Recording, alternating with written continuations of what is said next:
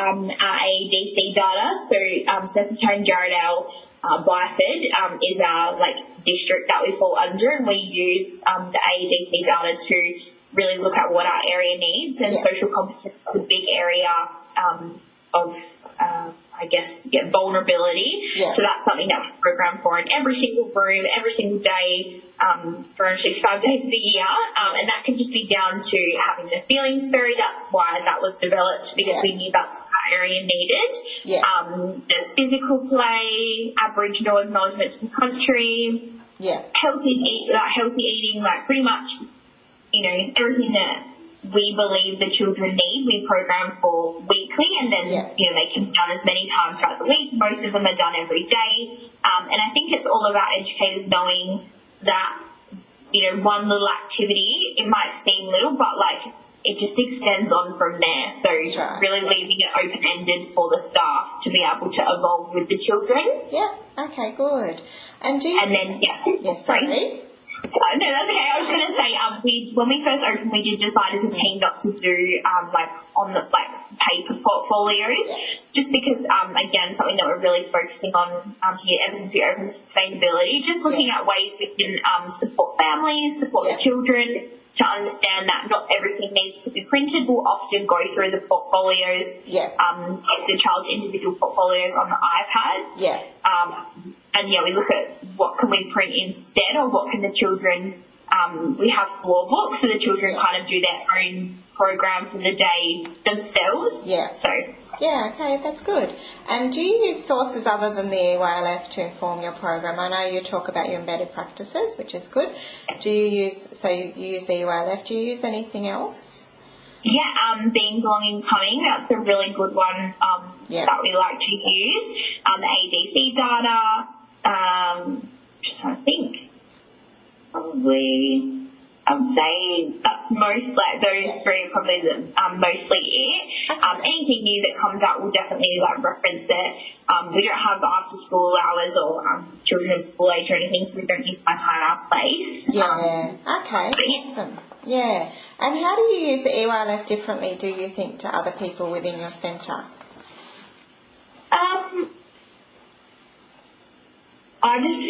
For me, as a manager, I find it really easy to be able to support my educators by breaking it down into the quality areas. We have the quality area chats so that educators start to understand what sorts of things are in different areas. For example, staffing arrangements and, quality area 7, governance and leadership, really breaking down our day-to-day practices in the different quality areas to be able to support them. The feedback I have had is that is really, that really helps them to understand where things go. And a few of our other NIDO services have adapted the quality area chats for their quality improvement plans, and the feedback's been really good. I like to use it in everyday practices. I sometimes feel the language is not, you can't just read it to them because it doesn't really make sense to them sometimes. Often, use day-to-day experiences to be able to support them. Excellent. And so what knowledge, skills and characteristics do you think are necessary to understand the EYLF, the Belonging, Being, Becoming? I think definitely just, that advocation for children and just a passion for them and wanting to really further their learning and development.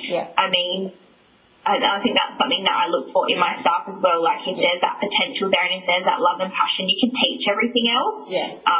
If you don't have that, you don't have that. So, before you even look at the EYLF, I think you just need to have those basic skills, and the rest of it will come naturally to them. And then that's why I think really breaking it down into quality areas and looking at Being, Belonging, Becoming, and explaining day-to-day things, how it fits in there, I feel like that helps to give them a better understanding. Yeah, excellent. And can you think of any other ways that would help you more in your program with the EYLF, the Belonging, Being, Becoming? What sort of training? Or, it's been 10 years, and a lot of people did a lot of training earlier on, and then they were just we've moved on from there. So what sort of things do you think could help you with understanding, the principles, practices and outcomes in the EYLF? I think it just needs, like there needs to be less, if that makes sense. Like, I feel, you know, we say that we don't put children on, like, we don't make children fit into these tick boxes, so why is there so much in there? Like, I think if it was more of a holistic approach, then educators would be able to understand it a lot more, and then they would be able to implement higher quality programs for their children, because it is more of a, it's there, but they're able to implement it in a way that's going to support their children. That's something that I've really noticed over the last year compared to what early childhood used to be. Unfortunately, we are looking after a new generation of children who, you know, have a lot more trauma, a lot more separation anxiety, that there's so much more there for these children now than when the EYLF first came out. I don't feel it does the children justice the way that it could. And also it's very time consuming, you know, to having to keep up with all the work, isn't it? And the regulations don't, like, the regulation for 2 hours of programming per lead educator doesn't meet the expectation that we have, not just as a manager, but the actual, you know, we strive for exceeding from day one. You know, we always wanted to be able to provide the best at all times. You know, and that's something I chose to do as a manager, was to give them extra time, but that, if you know, to go back to that's not, they're not entitled to anything else. That they're saying that you should be able to complete everything in that time, and I just don't think that that's right. It's like a bad balance of minimum standards in that respect to try and balance up high quality, isn't it? And it's and that's something I've always advocated for the staff. You know, that's not something that I've ever done here. I've always given them as much as I can, because I believe high quality comes from time. You know, you can't provide high quality in 10 hours a week. I don't believe that. And how does your workplace, so the company, support your understanding of the EYLF?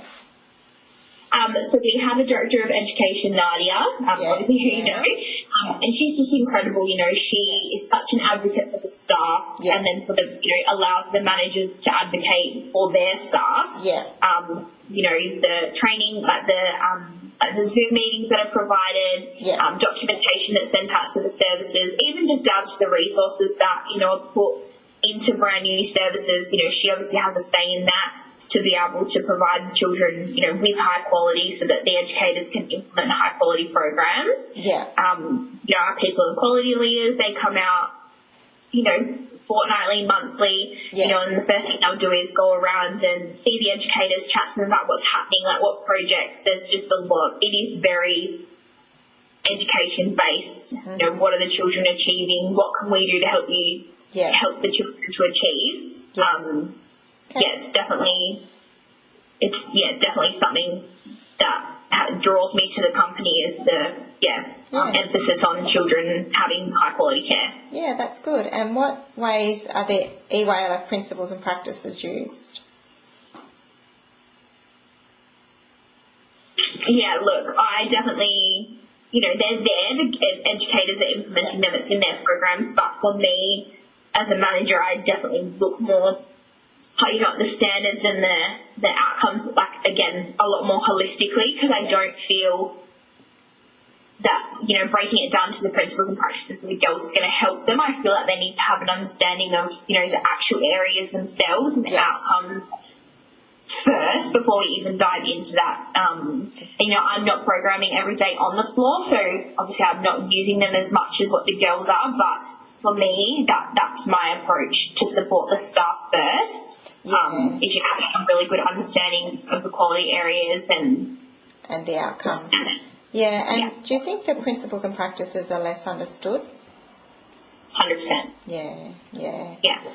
Even in our assessment and rating, like even when we went through ANR, like we spoke about the standards and the outcomes and, you know, the quality areas. There was very little talk about principles and practices. You know, we were talking about the AEDC data and parent involvement and all these things. You know, if you were to ask a parent who's had their child in care for 5 years, they wouldn't know. They would have no idea. Interesting. So can you talk about some of the planning that is expected? So what do you expect your staff to have done in, say, a week or a month? So weekly, the educators need to have a reflected on curriculum. So